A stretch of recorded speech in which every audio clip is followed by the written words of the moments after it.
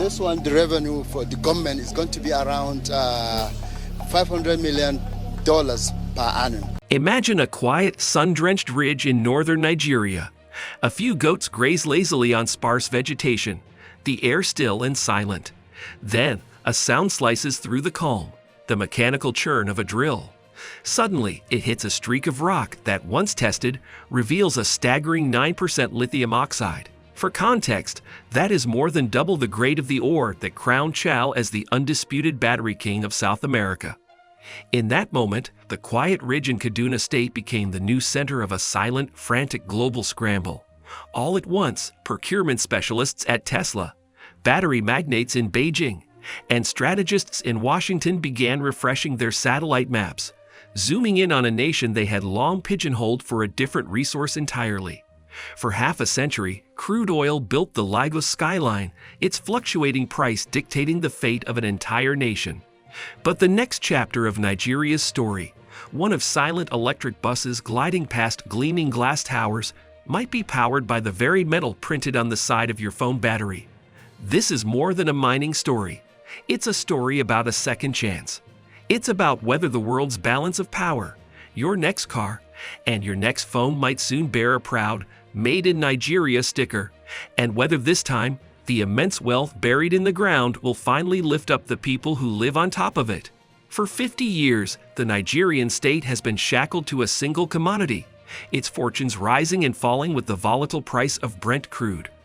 The national budget, the livelihoods of its citizens, and its very stability were held hostage by a number a few could control and none could predict. When the price soared to $150 a barrel, the government coffers swelled. Teachers received their salaries, new roads were paved, and politicians beamed for television cameras, cutting ribbons on ambitious new projects. But when the price inevitably crashed to $30, the dream collapsed into a nightmare. Doctors and engineers, seeing no future, would board the next flight out of Lagos or Abuja, contributing to a catastrophic brain drain. The national currency, the naira, would begin a sickening slide, its value evaporating like a puddle in the dry season. This brutal cycle became a grim national reality, a source of dark humor among its people. Oil is our national lottery ticket. One popular joke goes, and we keep buying the same losing numbers. It's a tragic jest because it's painfully true. 90% of export income, 60% of government revenue, and a staggering 95% of foreign exchange reserves have all been tethered to that one chaotic roller coaster chart. This dependency became the textbook definition of the resource curse, a paradox where nations blessed with immense natural wealth find themselves plagued by corruption, conflict, and poverty. The story was never just about economics. It was a story of exploitation, a cycle repeated across the African continent for generations. The warnings were impossible to miss, written in the poisoned earth and polluted waters of the Niger Delta. For decades, the region has been a testament to the high cost of oil wealth. Rivers that once teemed with fish now run black with crude from constant spills, with some estimates suggesting around 40 million liters of oil contaminate the region annually.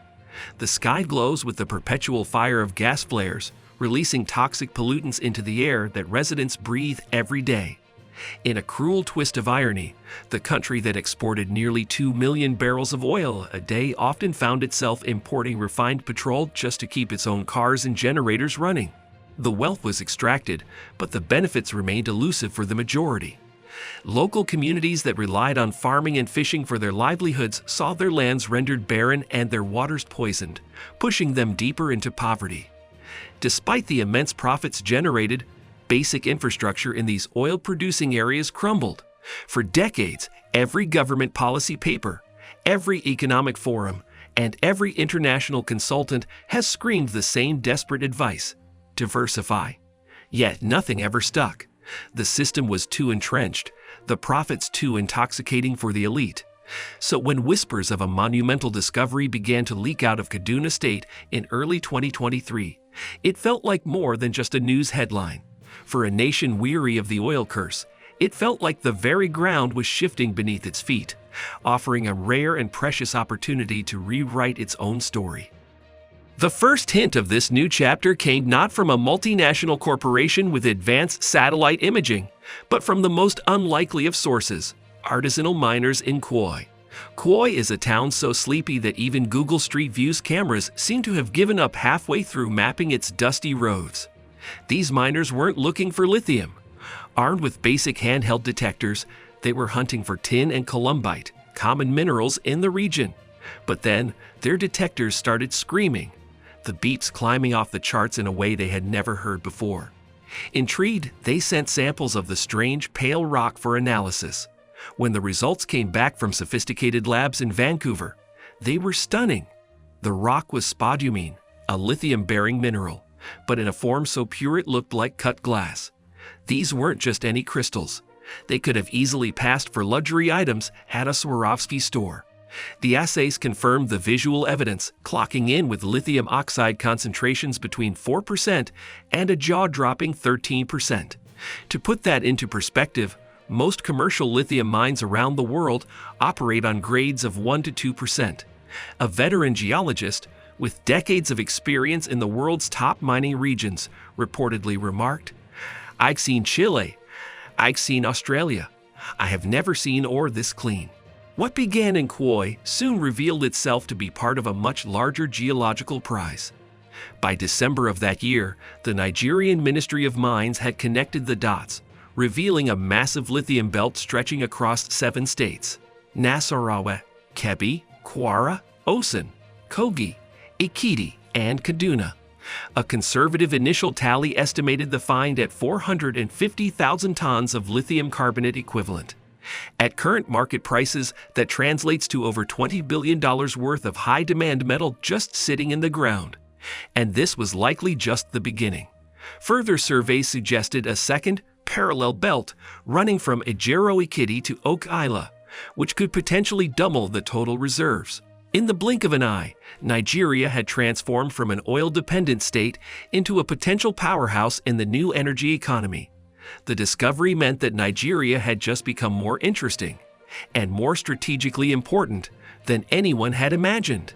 To understand why this discovery sends shockwaves through global boardrooms and government ministries, you only need to look at your own devices. Every time you swipe open an app on your phone, lithium ions are shuttling back and forth inside its battery, making that action possible. Now scale that concept up to the battery required for an electric vehicle, and you are suddenly shopping for 8 to 12 kilograms of the pure, refined metal. The demand is exploding. According to Bloomberg and EF, the world's appetite for lithium is projected to leap from approximately 680,000 tons today to 3.2 million tons by the year 2030. The International Energy Agency is even more ambitious, forecasting a need for 4.8 million tons if the world is to meet its net zero emissions targets. In plain English, the green revolution we hear so much about runs on lithium. Without a dramatic and rapid increase in mining, the entire transition to clean energy stalls. When you look at the current global supply map, the situation appears terrifyingly fragile for Western nations. Australia is the world's largest miner of hard rock lithium, digging the raw ore out of the ground. Chile and Argentina produce lithium by evaporating it from massive brine ponds in their deserts. And China, through strategic foresight and massive investment, has achieved a near monopoly on the most critical stage: refining. It processes the vast majority of the world's raw lithium into the battery-grade chemicals needed for manufacturing. Meanwhile, the United States and Europe are scrambling, trying to rebuild domestic supply chains and remember where they left their geological shovels. Into this tense, high-stakes environment enters Nigeria, a brand new African source, politically unaligned, boasting sky-high ore grades that promise a lower-cost path to battery-grade chemicals. This is the kind of geological and geopolitical development that has presidents, prime ministers, and CEOs booking red-eye flights to Abuja. It's not just about a new mine. It's about a chance to rebalance a dangerously tilted global supply chain. This is where the story gets truly interesting, because Nigeria is determined not to repeat the mistakes of its past or the mistakes of its neighbors. For decades, the model of Western and, more recently, Chinese engagement in Africa has been brutally simple: extract raw materials for pennies on the dollar, ship them overseas for processing, and sell the finished products back to the world at a massive markup, leaving the host nation with a hole in the ground and little else. Nigeria is flipping that script. It isn't auditioning to be the world's next pit stop for raw rocks. It wants the entire kitchen, from the mine to the final product. The government has laid out a clear and audacious playbook built on 3 core pillars. Pillar 1 is unequivocal. No unprocessed ore leaves the country.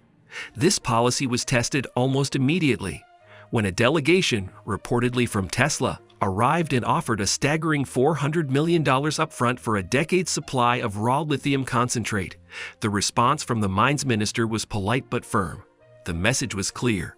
If you want our lithium, you will build your processing plants here. Build a cathode plant in Calabar, they were told, and we'll talk Turkey. This single act signaled a radical departure from the old ways of doing business, where African nations were treated as mere quarries. Pillar 2 involves actively engaging with foreign partners, including China, but strictly on Nigerian terms. For example, Ganfeng Lithium, a Chinese giant, is already investing $600 million in a processing plant in Nasarawa, which aims to produce 50,000 tons of battery-grade lithium hydroxide annually. KTL, the world's largest battery manufacturer, is reportedly pairing a mining operation in Osun State with a $300 million gigafactory on the outskirts of Lagos. But these deals come with powerful conditions. Local Nigerian partners are guaranteed seats on the board, and Nigerians must be given first preference for every job above the intern level, ensuring a transfer of skills and management experience, not just manual labor. Pillar 3 is perhaps the most ambitious, turning the entire lithium value chain into a national jobs and skills program. The government has mandated a direct link between extraction and employment. For every 1 ton of ore mined, the operating company must create 1 direct local job, hire 1 local subcontractor, and fund 1 training slot at the newly established National Battery Academy. The goal is to produce a workforce of 30,000 certified battery technicians by the year 2030. This is a long-term vision. Just as Malaysia successfully transitioned its economy from palm oil to silicon wafers, Nigeria is betting that it can transform its mineral wealth into advanced manufacturing prowess. This isn't just about selling a resource. It's about building an industry. Let's grab a napkin and run the numbers, because the financial implications are staggering. A single ton of processed lithium carbonate can sell for around $70,000. If Nigeria successfully processes its initial conservative estimate of 450,000 tons, that pencils out to a gross revenue of $31 billion. After accounting for mining costs, refinery margins, royalties, and taxes, the Nigerian government in Abuja could still walk away with $8 to $10 billion in net revenue over the next 15 years. And that's just from selling the processed chemicals. If you begin to factor in the economic multipliers from battery manufacturing plants, electric vehicle assembly lines, recycling hubs, and all the associated service industries, the impact becomes transformative. The prestigious Lagos Business School projects that the burgeoning lithium sector could add as much as 2.4% to Nigeria's GDP by 2035. To put that in perspective, that's a bigger contribution than the cocoa and steel industries combined. Of course, oil still brings in more revenue for now, but oil money has a history of splitting a dozen ways and leaking like a rusty bucket into offshore accounts. Lithium royalties, the government insists, can be different. They can be ring-fenced specifically for projects that citizens can see and touch: new schools, modern clinics, reliable power grids, and perhaps even the salary for the occasional honest accountant to make sure the money goes where it's supposed to. Commodity booms have the power to rewrite diplomatic alliances overnight, and Nigeria's lithium is already shaking up the global chessboard. For years, the West has watched with growing alarm as China methodically secured its dominance over critical mineral supply chains, controlling over 60% of global lithium refining. Nigeria's discovery makes that stranglehold suddenly negotiable. Within weeks of the assays from Kaduna becoming public knowledge, the geopolitical landscape began to shift. A U.S. aid task force was parachuted into Abuja, waving a $500 million credit line from the U.S. Export-Import Bank, a clear signal of American intent to get back in the game. Germany, a manufacturing giant desperate to secure resources for its automotive industry, quickly offered scholarships for Nigerian mining engineers. India signed a memorandum of understanding to partner on battery recycling plants. One foreign diplomat in Abuja joked, "Nigeria's rocks are now diplomatic gold." But Nigeria is leveraging this newfound attention with savvy. Abuja's new rule is simple. Everyone is welcome, but no single nation will be granted a monopoly. Furthermore, every major concession granted must come with a tangible benefit for the country. A new rail line, a solar microgrid for a rural area, or a new laboratory for a local university. The global battery wars, it turns out, might just be the fastest way to build modern infrastructure in Nigeria. Of course, there is a giant environmental elephant in the room. The world has seen the horror reels from other resource booms. Vast open pit mines that look like scars on the face of the planet, rivers running gray with toxic slurry, and children playing on hazardous tailings piles. The history of oil in the Niger Delta is a painful, ever-present reminder of how badly things can go when environmental protection is ignored in the rush for profit. The Nigerian government swears that this time will be different. A new set of stringent environmental regulations, inked last April, seems to back up this claim. Under the new laws, every mining operation must run on a closed-loop water system, meaning zero discharge of industrial wastewater into local rivers or groundwater. No exceptions. For every single tree felled to make way for a mine, the company must plant 3 fast-growing native trees, with the reforestation effort tracked by satellite to ensure compliance.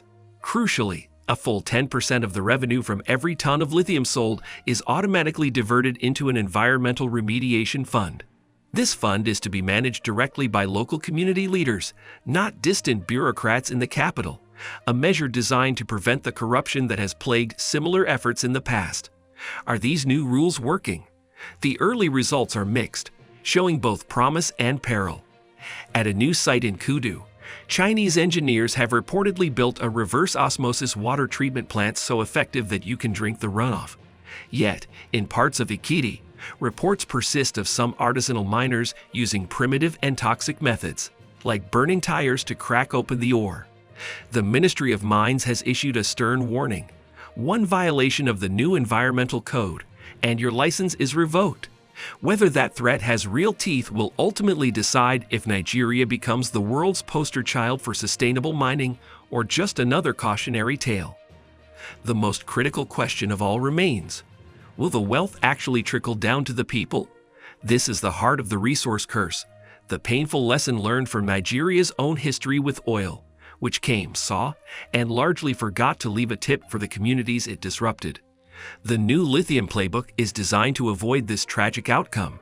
Every mining lease now contains a mandatory clause requiring 3% of the gross revenue to be paid directly into a community development fund. The projects funded by this money are not decided by the company or by the government, but by the local people themselves in open-air, town hall-style votes. The first checks have already been cut. In Ijero Ekiti, the fund paid for a brand new STEM laboratory for the local secondary school. In Kudu, it financed a series of greenhouses that are now run on hydroponic waste from the nearby refinery, creating jobs and improving food security. Skeptics dismiss these as well-timed photo ops, designed for good press. But for the locals, they represent the first tangible proof that money from the ground beneath their feet can arrive without the escort of a gunboat. The true test, however, will begin when the television cameras and international journalists leave, and the quarterly transfers must still hit the community bank accounts on time, every time. A recent 7-day trip through the burgeoning lithium belt in Nasarawa revealed a region buzzing with a mixture of hope and trepidation. On Monday, I stood on a ridge where surveyors had just finished planting flags, marking drill holes every 50 meters. Around them, a herd of goats grazed peacefully, oblivious to the fact they were standing on a billion-dollar seam of critical minerals. By Wednesday, I was inside a pristine, air-conditioned lab, watching a group of 30 young Nigerian women calibrating state-of-the-art X-ray fluorescence analyzers, the very same models used by Tesla in its Nevada Gigafactory. Their instructor, a Nigerian PhD who spent a decade working in Shenzhen, joked that her students are so sharp, they'll likely be poached by recruiters from Palo Alto before they even graduate. Despite the palpable optimism, the road ahead is fraught with peril. 3 critical flashpoints over the next 18 months will likely determine whether this incredible story ends in fireworks of national progress or fades into a footnote of missed opportunity. The first is financing. That massive $600 million Ganfeng plant is currently only 30% funded. The remainder hinges on the success of a green bond to be issued in London and a complex syndicated loan from Afreximbank. Any significant delay in securing this capital could cause the project's momentum to stall, spooking other potential investors. The second flashpoint is skills. While the new National Battery Academy has an inaugural class of 1,000 students, Nigerian universities still produce far more graduates in theology than in chemical engineering. Without a robust and rapidly expanding talent pipeline, the ambitious target of 30,000 skilled technician jobs will remain just a dream on a policy document. The third, and perhaps most significant, is politics. A presidential election looms in 2027, and the allocation of mining licenses is already becoming a heated campaign issue. A single politically motivated policy U-turn could send a chill through the international investment community, who still remember the chaos of the 2012 fuel subsidy riots. Yet the upside is almost dizzying to contemplate. If Nigeria can navigate these challenges, if the plan holds, the future looks radically different. Lagos could become a hub for designing and branding its own electric vehicles. The crucial Ibadan rail line could one day run on battery cells manufactured in Nigeria from Nigerian lithium. And 220 million citizens might finally have a story to tell about tomorrow, instead of being haunted by the ghosts of yesterday. Oil once turned desert kingdoms into glittering skylines. Silicon transformed a quiet California valley into the digital center of the universe. Now, the lightest metal on the periodic table might just turn Africa's most populous nation into the engine room of the clean energy age. The drills are spinning, the multi-billion-dollar deals are being inked, and the first shipment of Nigerian-made battery cells is scheduled to leave the port of Lagos in just 18 months. Whether that container ship heralds the dawn of a diversified, resilient economy or simply marks another chapter in the long, sad saga of the resource curse is no longer a matter of fate. It is a matter of policy, of execution, and of the collective will of 220 million Nigerians who have seen this before and are desperately hoping for a different ending this time.